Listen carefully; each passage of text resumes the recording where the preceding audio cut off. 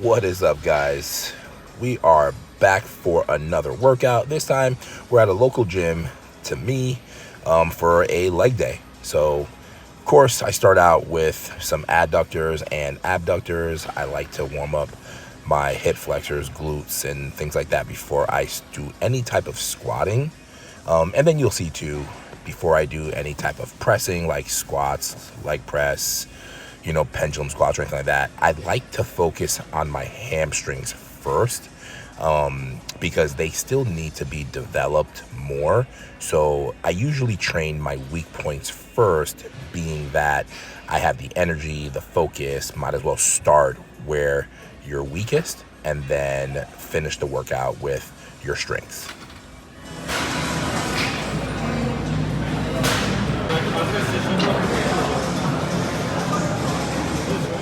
So Hoist makes these inner and outer thigh machines, and I'll be honest, I don't really enjoy them. I don't really like them.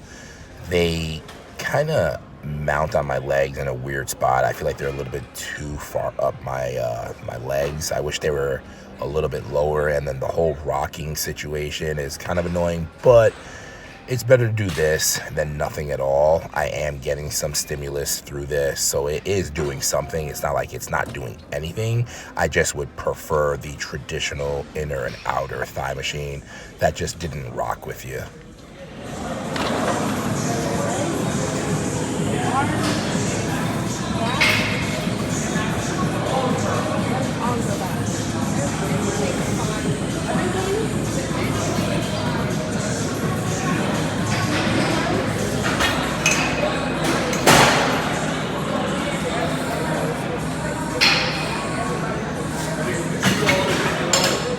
For this video, I did decide to do a voiceover. I didn't feel like wearing my mic, largely in part because A, I don't like the music that's playing in here, and then B, it's just kind of like loud and distracting. I would much rather just film the workout, get through it all, and then talk about it like we are doing now, explaining what I'm feeling, what I'm doing, throughout the workout.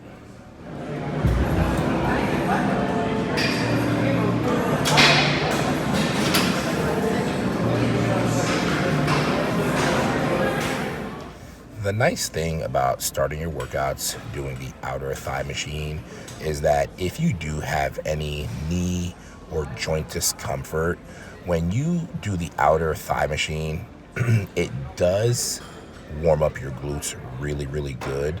A lot of times people who have severe like knee valgus, like when your knees kind of cave in naturally, a lot of times it could be due to, of course, like your genetics, but sometimes it's because your glutes are so weak that your knees tend to just adduct and fall in. If you were to strengthen them, it'll help pull your knees back into alignment.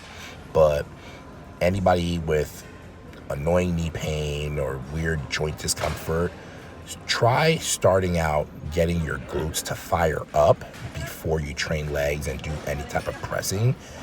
I will tell you that there is a good chance that the discomfort that you're feeling will either be extremely, just a lot less, or completely gone. So give this a try. Be patient. Don't just get into your squatting and heavy and this and that. Like, warm up properly, get those glutes fired up, and then start your workout.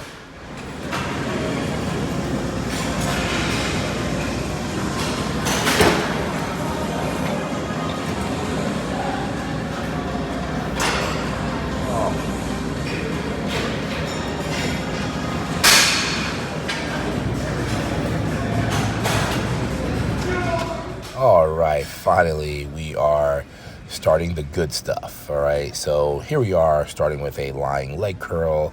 I'm starting out pretty light just to get my hamstrings warmed up, and then as we go on set to set, I'm going to go ahead and increase the weight and really get after those hamstrings.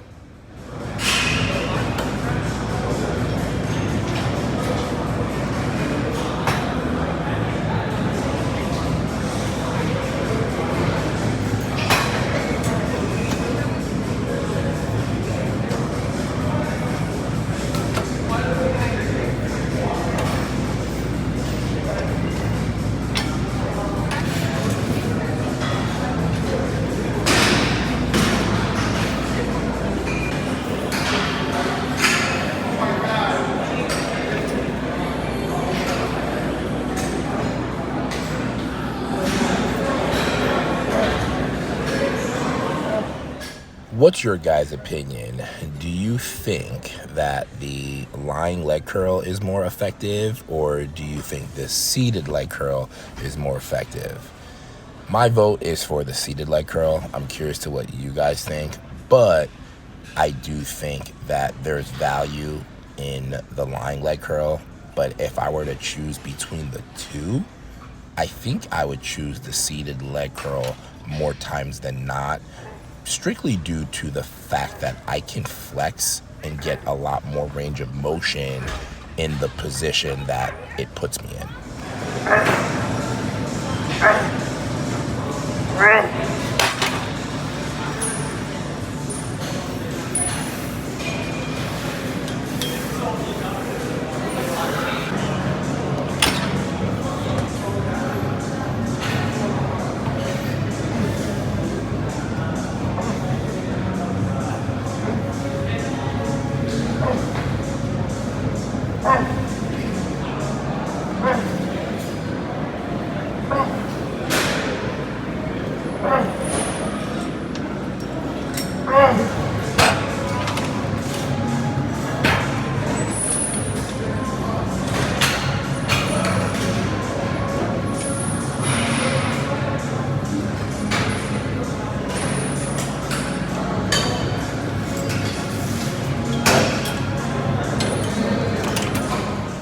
Off a whim here, I decided to do a 10-second rest pause and just get right back into banging out a couple more reps.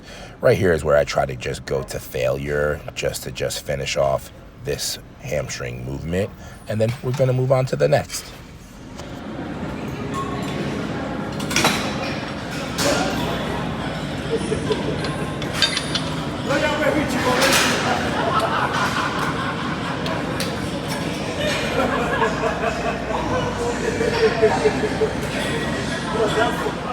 Here's what I was talking about with the seated leg curl. Because of the position of your hips, you're able to just get so much more flexion on this movement that targets the hamstrings.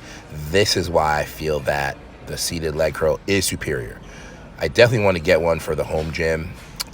Just trying to figure out what brand to get, and of course funds is always a thing, but we're definitely going to work on getting one of these for the garage.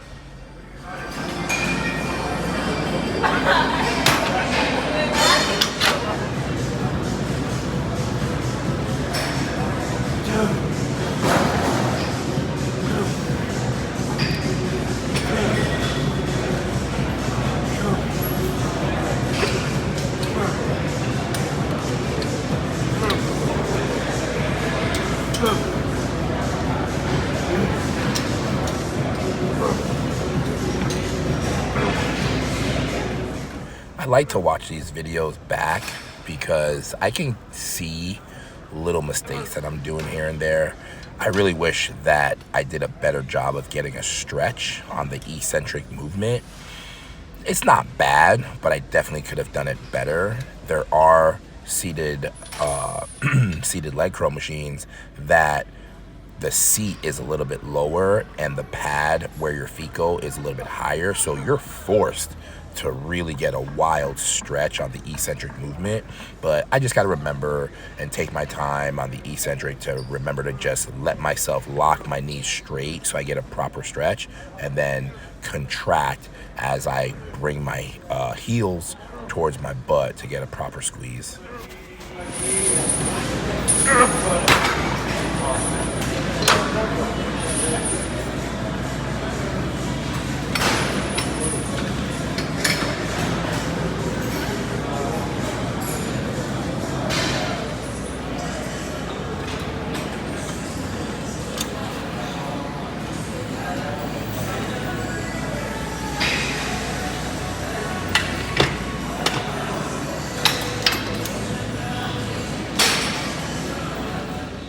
Okay, so right now we did a couple of sets of abductors, a couple of sets of adductors, so inner and outer thigh. Then we did lying leg curl, seated leg curl, and now finally here we are with leg extensions.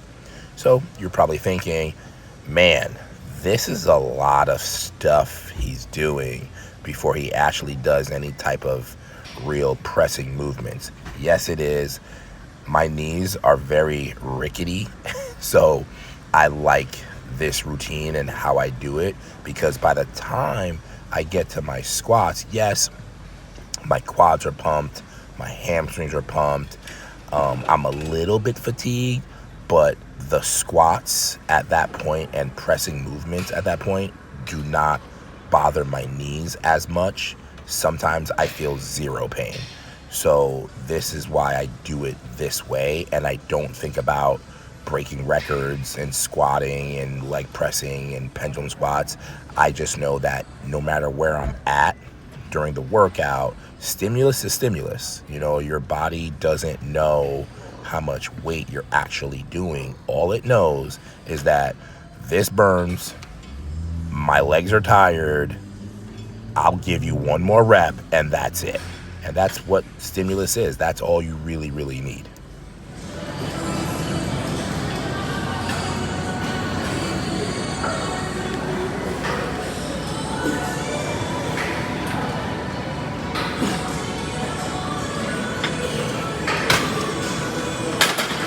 Si yo tuviese el peso de él,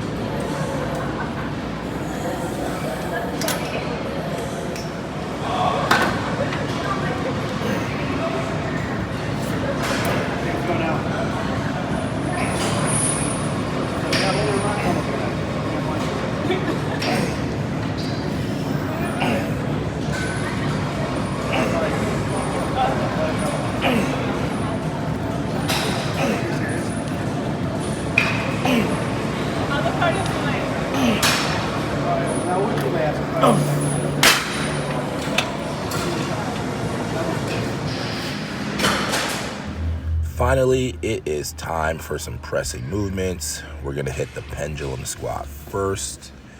I don't know if you guys have ever used this machine, but it is very humbling, okay? It makes you get deep, and then it takes a lot to get back up. It does have a counterbalance system where you can add weight to help you at the bottom, because that's where you feel the most resistance, is at the bottom, kind of going up those first like 20 degrees, you know. But we go ahead and we rock out and increase the weight each time. But yes, this is a great machine, one of my favorite machines to use for legs in the gym.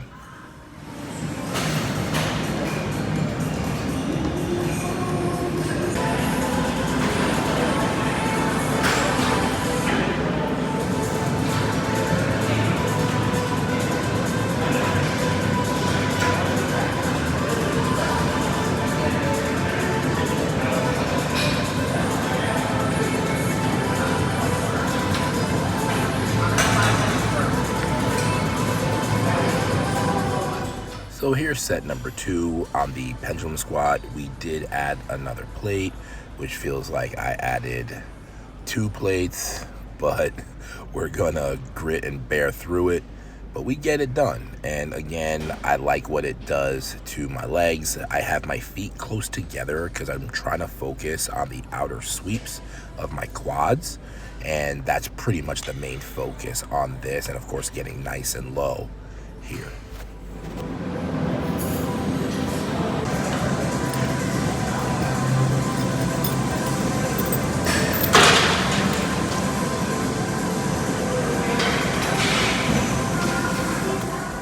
So I increased the weight again, added another plate anytime I put on that belt. that's a good sign of maybe he increased the weight again. I always put on my belt just to make sure that I'm safe.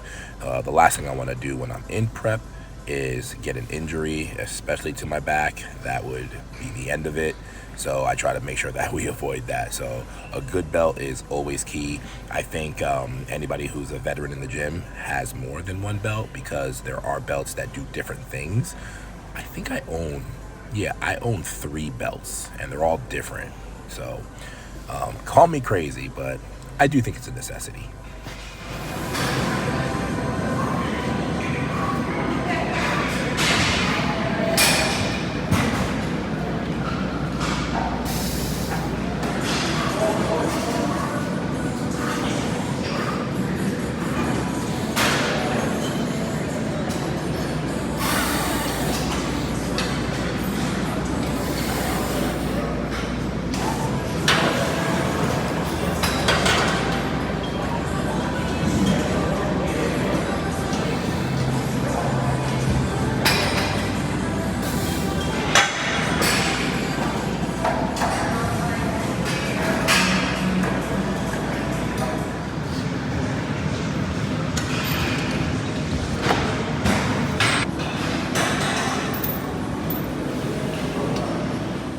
All right.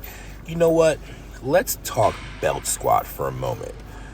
The belt squat machine seems very simple, but there are a lot of things that go to it to do it right. So one of the things that I struggle with, I do have long femurs. So when I squat, I tend to lean forward a lot. And I've tried stretching, I've tried ankle mobility things, and all those things has improved my posture when it comes to squatting, but nothing has improved them more than actually investing in squat shoes. When squatting, you do want to hold an upright position with your chest, and wearing these lifters does help put me in a more advantageous position when it comes to squatting. I'm able to go straight down and focus a lot on my quads and not utilize my lower back so much. So even on the belt squat, I see a lot of people that lean forward or they hold on for dear life, and that's okay. But more times than not, it's just more important to make sure that you have a pretty good posture while you're on it, so that you can really target your legs like you're supposed to. So as you can see, I did switch my shoes. I put on my lifters, I took off my barefoot shoes, and I like the position that I'm in when I'm doing these squats. If I were to take these things off, let me tell you something. I would have a death grip on those handles. My chest would be pretty much touching my knees right now. It's that bad at times. But yeah, I wanted to avoid that. That's why I go through the trouble. And every time I work out and train legs, I always bring 2 pairs of shoes. My barefoots and then a pair of lifters.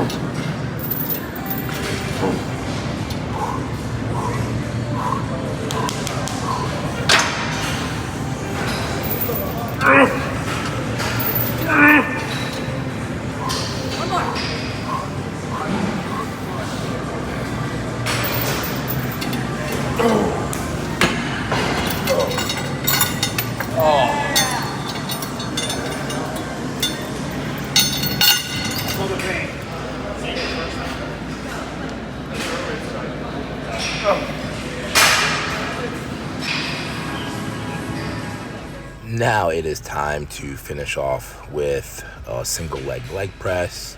I really like finishing my workout with these.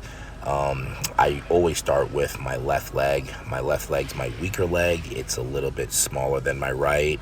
So I always do this leg first. However many reps I do get on my left leg, I match it on my right. I just make sure not to do more reps on my right than my left.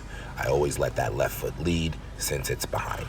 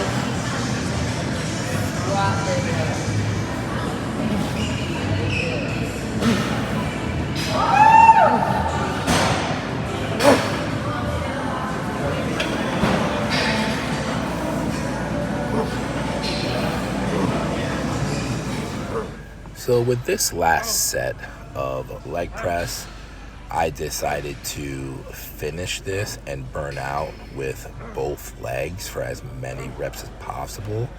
I think we did about 20 to 25 reps with the two legs, maybe even 30 if I remember correctly, but it was a lot.